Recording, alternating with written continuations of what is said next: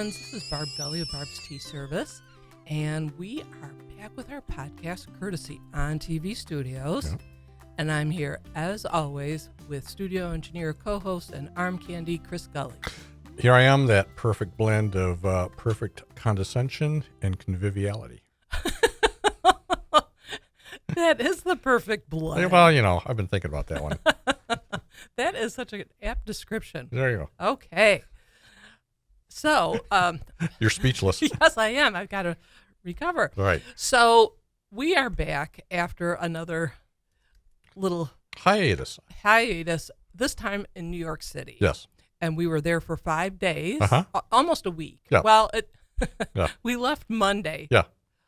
And it seemed like a week we spent Yes. in LaGuardia. It was a very unfortunate. So it was a weather delay. This storm, which actually flooded out their subways and everything, but just it decided to squat over our flight path for hours. And it was a 6-hour weather delay. It was a bit of an inconvenience. Yes, yeah. But I mean, in fairness, I mean, I was thinking, I mean, it's since you and I have been flying. I mean, I think that's the only time that's really ever happened to that extent. Exactly. And you know what? I had to say, very appreciative of the fact that we didn't have to rebook. Right. We didn't have to, try and find a hotel or impose on our relations again. Yeah. So, but it was our kind of up until then, it was kind of our standard flight. You know, we get in, cue the crying babies. Yeah. One right in front, one right in the back. But they were pretty good for all, because I felt like crying. I felt like joining them. Shoot. Oh no, I'm sorry. Go ahead. Go ahead. Go. No, we're good. We're good. Out of practice. No, I know. It's like I looked at the timer's running. Okay. Sorry. No, that is quite all right. All right. We should also mention they're doing construction literally next door. So there was this loud sound going on. It just stopped, but it may come back. It may come back. So just bear with us. Just like the baby, you never know. You never know. I know. You never know. Okay, if it's going to wake up or. Yep. Okay, so good. Thanks for covering that. But in that short time, so we were there for 5 days. Right. We went to 3 museums. Yes. 2 afternoon teas. Wow. 4 Brooklyn eateries. Yes. And a little time with the family. Yeah. Oh, that too. Yeah. Exactly. Right. So if we have time, we're going to try, again, another ambitious agenda, but we're going to definitely cover the Morgan Library Jane Austen exhibit. Right. We're going to talk about the Morgan Library and the Frick Museum. Yes. Both Gilded Age homes. Yes. We're going to talk about the 2 afternoon teas, Alice's Teacup and Angelina's. The New Yorker version. The New York version, right. Right. And if we have time, we're going to talk about our visits to a very special teapot and those knife rests. Yes. Yeah. Which was at the Brooklyn Museum, which is a wonderful, can't recommend it enough. It's such a great place. It really is. We love going there, and we get an hour. Yep. Hey, it's a great place to kick out for a while. Exactly. Yep. Okay. So if you're following along with your BTS bingo card, this is what we would call a blackout bingo. Oh, man. Because we're covering all the squares. Okay. Wow. Very good. But first, tea. There we go. Okay. All right. So today we're sampling a white tea. Mm-hmm. This is from Alice's Teacup. This is white. They call it white champagne raspberry. Yeah. So this is one of the ones we had at the tea house. At Alice's Teacup. Yep. Right. I'm going to just show this to the camera real quick. Right. See Okay. that? Yeah, very good. So you can see there's an Alice in Wonderland theme. Right. That's how the tea room is decorated. And before I talk a little bit about the tea room itself, I just want to mention an aside about the white tea. We've talked before about white tea. It's not oxidized like green tea. Right. But we say don't let the mild taste and light color fool you. Right. That it doesn't have caffeine. It's chock full, as they say. Many white teas have caffeine, and some can have quite a bit. Yeah. So this is still kind of good for us in the morning. Yeah. Get your buzz. Mm-hmm. Okay, so what do you think of this one? It's good. So this was we at the tea house. We had the Earl Grey, and then along with this one, and it was a nice little counterpoint to the Earl Grey, and it paired well with the servings. Right, because You're right. It was a very nice compliment to the Earl Grey. It's lighter, Right. refreshing with the raspberry. Yeah. The more tartness. fruitiness, not the citrus. Exactly, Right. exactly. And this one, so as I mentioned, this was at Alice's Teacup, and Right. this is on the Upper West Side of Manhattan. Right. So we had come from the Morgan Library, which is Right. lower Midtown, Mm-hmm. went up to Alice's Teacup, Right. and it's a little deceptive because when you come up, it's just a small storefront. Right. Yep. But you go down a couple stairs, Yep. and then It opens up. it Yep. opens up, and Right. there's a lot of spaces, and It's a little bit actually a little of a rambling area. It is. That's Yeah. a great way to describe it. And so we were in the back room, Mhm. purple walls. Mhm. It has a motif of Alice in Wonderland. Right. Right. And we got the tea for 3. Right. The afternoon tea, because it was you and I and our daughter Rachel. Right. And she'd also flown in from Detroit to see this. Right. And the tea for 3, it had scones, sweets, and savories. Mhm. And what did you think of that? It was very well presented. The service was very attentive, and the room was like you said, it was kind of tucked in the back and not overly noisy, and it was it was a very pleasant experience. I think so too. There were some scones that we liked better than others. True. Yep. But overall, it was very good, and it was reasonably priced. Yes. Yes, it was. And this is something you don't often say in New York. No. Or even here. Right. Yeah. So, yeah. So, and it was casual. That was kind of Right. nice. You didn't have to really dress up or anything Right. for it. But, okay. So, as I mentioned, we went there after our visit to the Morgan Library, Right. where we saw the Jane Austen exhibit. Yes. And this was put together by the curator, Dale Stinchcomb. Right. And it started in June, Mhm. and it runs until September. And, Right. and I'm going to say that, if you have the opportunity to go there, Yep. obviously it's a lot closer than going to Chawton Right. in England, Right. which is where half the collection is on loan from Chawton. Right. Half is what the library owns. Mhm. And so you can go there up until September. We enjoyed it. Yep. And I mentioned we had been to the Morgan Library a year ago, last Right. March. Right. We were in town for the Escape to the Chateau. Oh, yes. Dare to Do It tour with Yeah. Angel and Dick Right. Strawbridge. Mhm. And we got to meet them, and we had interviewed her. I had interviewed her back in January for Tea Time Magazine. So we were there for that. And then I knew that the Morgan Library had a Jane Austen collection. Right. So we went there. Right. Didn't know that they don't, put it on display all year. Yes. They didn't check with us. They didn't. So I reached out to the library to ask, Right. and Dale Stinchcomb Yeah, mhm. returned my email, Yes. and he said that they were going to be putting it on the whole collection, Right. plus some that's borrowed from Chawton, for this year for the 250th Right. anniversary of Jane Austen's birth. Yes. So we've been talking about this a lot, Yeah. and it was really well done. Yes. And Rachel and I have been to Chawton and Winchester. Right. But I would say we both got a lot out of this Mhm. because you see in this one, a couple rooms, they have so much of Jane's original writing. Yes. And to see it all in one place was pretty incredible. Right. And in her own hand. Mhm. So I would say even if you have been to some of these places in England, you're still going to get a Right, lot right. from coming here. So I would say some of the highlights, I think, for both Rachel and I were, and I'll just go through our list, and Right. you could add some. Sure. But there was a letter to Jane Austen to her 8-year-old niece. Yes. That was cute. It wasn't a cute. She wrote it backwards. Yes. A little puzzle A little puzzle. for And an 8-year-old. for an 8-year-old who must have gotten Yep. such a kick out of Right. this. But what hit me, too, was that this was done in her beautiful script. Yes. And Yep. she's doing it backwards. Yes. Because when we had kids, we'd entertain them with coding. And, Right, right. But it was printing Yeah, and yeah. big block letters. This Right. was still quite beautiful I how she know. put it together. Yeah. And then there was a letter to Cassandra from Jane Right. where it was edited. Oh, that's right. The cut but not paste. Right. Yeah. It was literally cut Right. out. There was a portion, and we've talked before about how Cassandra and other family members had done, either they burned letters or they Right. did some heavy editing Right. to protect Jane's image Right. and her legacy. And this was a remark that is believed to have been cut out by Cassandra Right. to remove an uncharitable Yeah.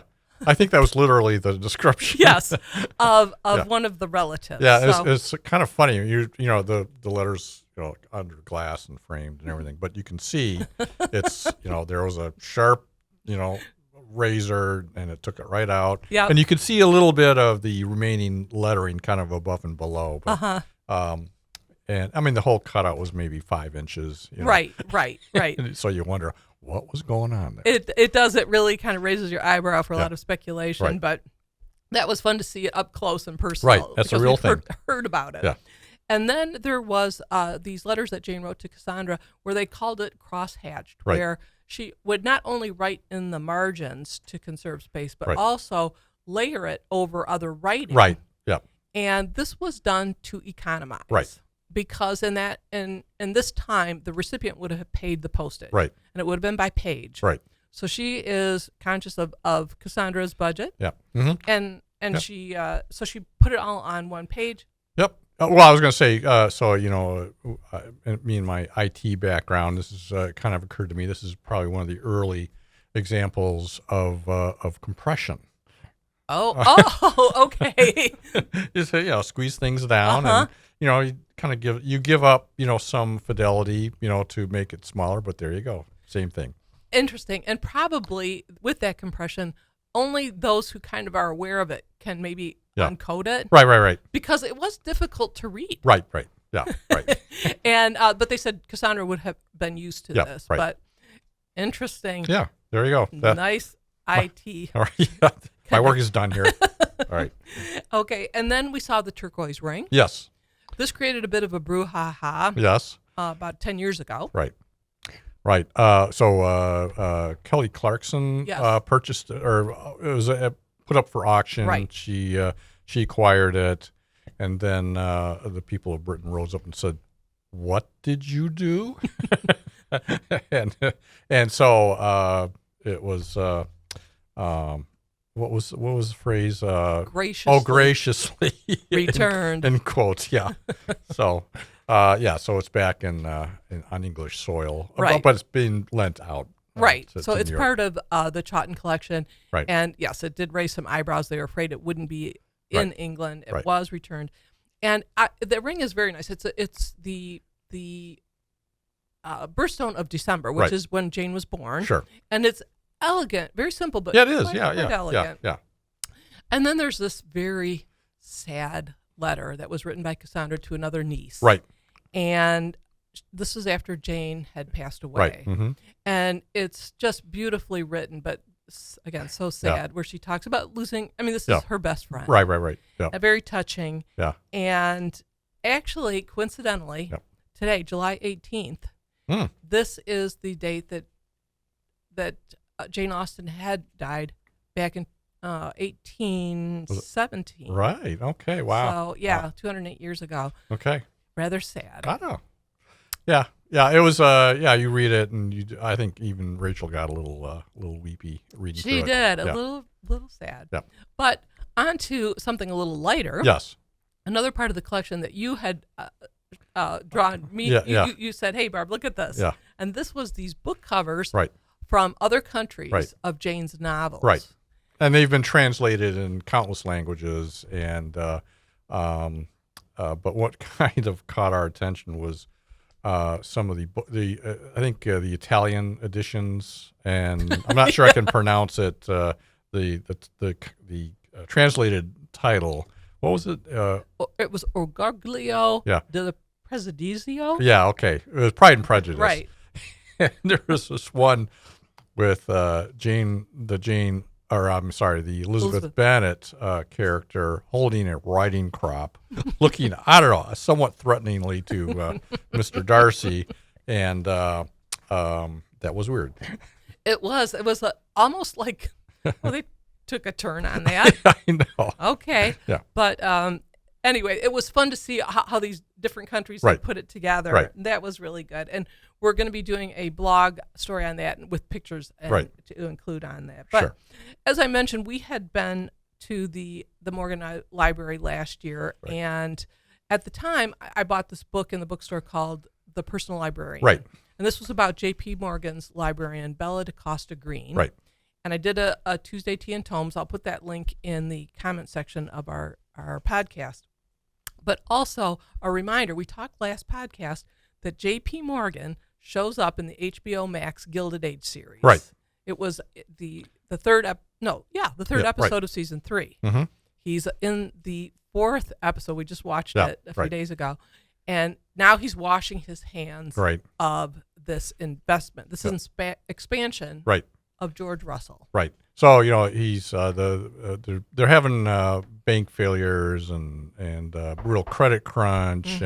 and so he's trying to talk George Russell out of this mad scheme, but George was having none of it. No, he wanted him to dial back, but Right. he wouldn't. Yeah. But he also said, I don't have time for this because it's my daughter's wedding. Right. So Gladys Russell marries the Duke of Buckingham. Yes. Okay. And we know Right. that it's really Consuelo Vanderbilt and the Duke of Marlborough. Right. And Chris, you and I had been to Yeah.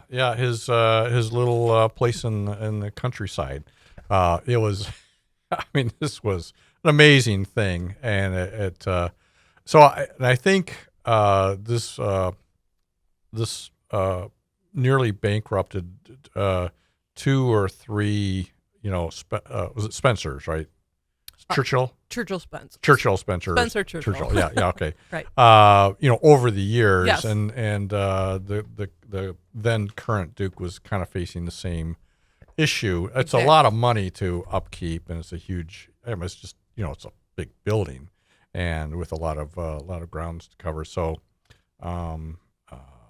Cornelia was one of the Dollar Princesses. Consuelo, right. Oh yeah, right. Yes, she was one of the Dollar Princesses. So she got they gave the Right. Duke a lot of money. Right. This was for Blenheim Palace. Right.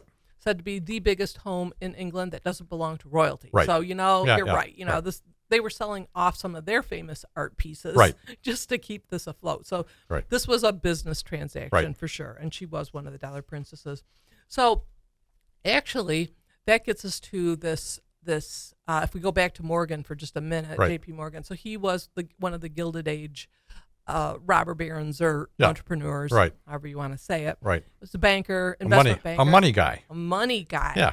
And so he had his home was the Morgan Library, Right. turned into an art museum. Right. There was another gentleman named Henry Clay Frick. Right.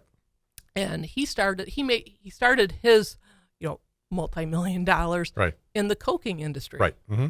Which is It's part of the steel making process. part of the steel making process, right? And he eventually teamed up with Andrew Carnegie. Right. He was the chairman of Carnegie Steel. Right. And Morgan, one of his great strengths was putting companies together. Right. So he created U.S. Steel. Right. And the Frick Coking Company as well as Carnegie Right. were part of this. They're all rolled up into all rolled up into it, Right. right? And Frick, like Morgan, was a great art collector. that. Yes. And so the Frick collection, Mm-hmm. also called the Frick, Yes. is also in Manhattan. Right. And it was built in 1913. Right. It's a Gilded Age legacy. Right. So Right. Frick built it originally as a home, Right. family home for a few years.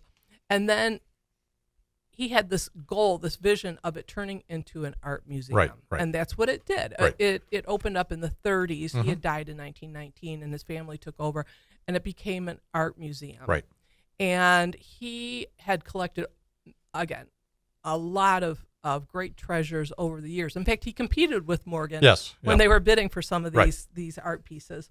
But this had gone on for they had been open to the public Right. for almost 100 years, Right. 9 decades. And in 2020, they shut it down for renovations. Right. And it just opened up this year Yes. in April. Right. Just in time for us. What timing? Yeah, I know. Right. So, okay, we're just doing a check here. Yep. And so the renovations included the opening up the second floor. Right. Previously, it had just been the offices for the staff, Mhm. but they opened it up and restored it to multiple galleries Right. and some of the living space the Fricks would have Right. Yeah. used, and they restored the wallpaper. They Right. have period furnishings. Yep. It's really quite beautiful. Right. And so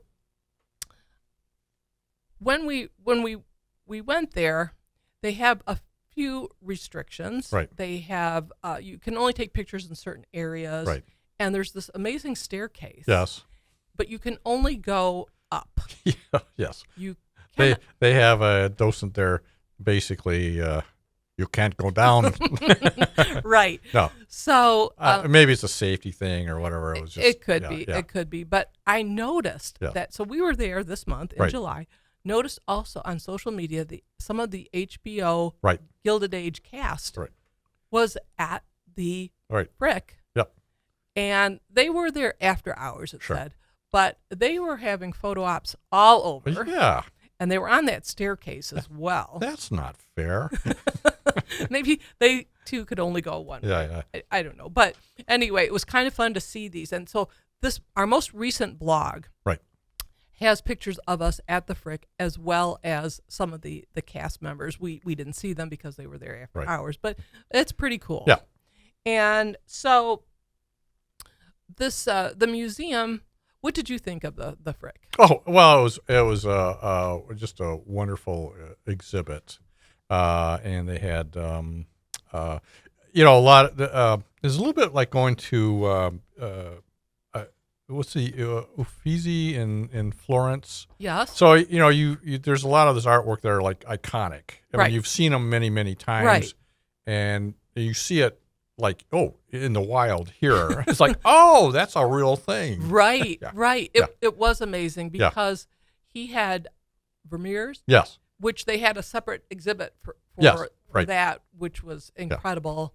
Just amazing pictures, Right. And collections. He also had the like a lot of items, like Right. clocks and watches, and my favorite, Yes.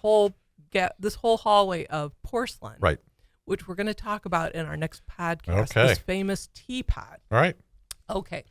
But I want to also mention that our second afternoon tea was at Angelina's. Yes. And So for context, yes, the original edition is actually in Paris, it is in Paris. right near the Louvre. Is that the one near the Louvre? It's right across the street Right. from the Louvre. Right. And we went there in 2008. Right. And we had been told by friends, oh, you've got to go there, Mhm. and they have really great Earl Grey. Right. So we went there, and one of the things that I wrote about in the blog from 2008 was Yes. just how charming this place is because it's old. Right. And it has that patina. That Right. Uh-huh. They don't try and whitewash everything and make Right. everything all glitzy Right, and right, new. right. It's just Yeah. part of the charm. Yeah. Well, it's how it would have been when it opened. Exactly. So this one now has opened in New York. I think it opened about 4 or 5 years Right. ago. And Matt and Jenna, they have been to both as well. Right. And they told us about Right. Angelina's in New York. And it was rather interesting because we kind of did a crisscross. Yeah. We went to the Morgan Library, which is lower Midtown, Right. then up to Alice's Teacup Right. in Upper Manhattan. Then we went to the Frick, which is in Upper Yeah. Manhattan, and we go down to Midtown Right. for Yeah. Angelina's. Right. Yeah. But Well, along the way, we became quite the subway / bus experts. yes, Public transportation in Manhattan. It's a little pricey to take a taxi or Uber, so the subway and bus is a very good way to go.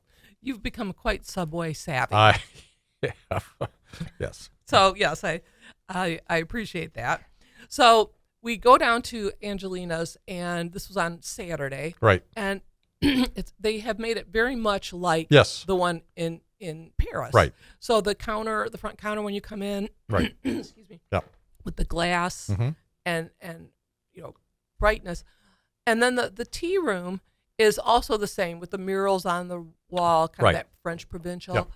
but it is brand spanking new. Yes. So it looks Yep. quite Yep. sparkling. Yes. And Needs a couple hundred years. exactly Yeah. to weather. Yeah. But we had what was nice is everybody kind of got what they wanted. Right.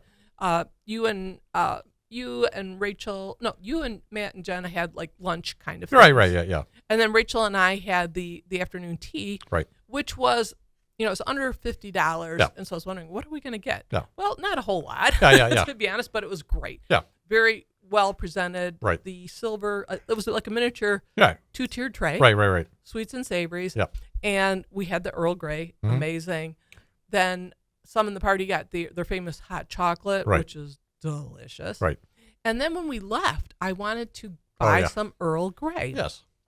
And on the shelves, it was gone. So I went to the counter and Right. I asked the gentleman behind the counter if I could have some Earl Grey. And he said, we're sold out. Oh. And I was, he goes, but we're going to restock. We're going to get more in the next couple of days. And I go, well, you have the best Earl Grey. Yeah. And he said, I know. That's why it's sold out. Yeah. And I thought, that's very French. Yeah, I know. Yeah. Even though he wasn't. Right. Yeah. So, okay. So then, but our daughter-in-law, Jenna, she passes by there on her way to work. So she's going to keep us, take care of us, right? That's right. It's good to know people in high places. We got a gal. we know some people. Yeah. Right. Okay. So we have, how much? Got about 3.5 minutes. Okay. Perfect. So I think I can squeeze in 2 more items. Yes. We're going to save the teapot for next one, but we went back to the Brooklyn Museum. Yes. And we went to see the knife rest. Well, it's literally the best attic you've ever seen. Right. So it's on the top level, and these are items that are maybe not on current display. They kind of rotate things in and out. And it's just like this great little hodgepodge of all kinds of stuff, and it's well organized, well lit. And I think last time we were there, you were on a search for these knife rests and found them. They're still there. They're still there. So they call it the visual storage. Right. Which is. It's like this attic of, and it's all open and it's behind glass doors, but it's like you said, you can see everything and just this great mismatch of things. And so I had talked about these knife rests. Right. And I think I enthralled or bored most of our family and friends with this about knife rests.